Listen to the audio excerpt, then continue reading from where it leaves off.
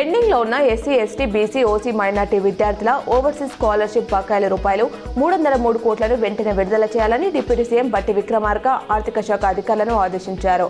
2022 నుంచి పెండింగ్ లో ఉన్న స్కాలర్షిప్ మొత్తాన్ని ఒకేసారి క్లియర్ చేయాలన్నారు.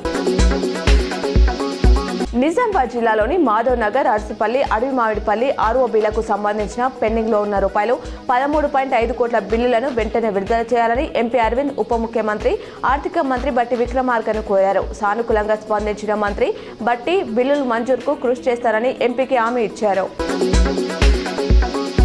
హనుమకొండ, వరంగల్, సిద్దిపేట, సిరిసిల్ల, కరీంనగర్, జనగామ జిల్లాలో వర్షాలు ప్రమాదకర రీతిలో కురుస్తున్నాయి. దీనికి తోడు బలమైన గాలులు వీస్తుండటంతో ప్రజలు ఆందోళనకు గురవుతున్నారు.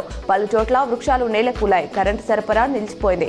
ఆకస్మిక వరదలతో కొన్ని గ్రామాలకు రాకపోకలు నిలిచిపోయాయి.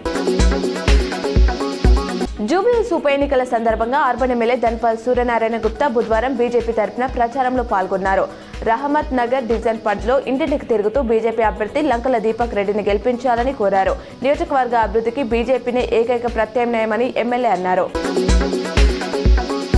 తెలంగాణ జాగృతి అధ్యక్షురాలు ఎమ్మెల్సీ కవిత రాష్ట్ర ప్రభుత్వంపై విమర్శలు గుప్పించారు. జాగృతి జనం బాటలో భాగంగా మహబూబ్ నగర్ లో ఆమె మాట్లాడుతూ పేద ప్రజలకు వైద్యం అందించలేని పరిస్థితిలో ప్రభుత్వం ఉందని ఆరోపించారు.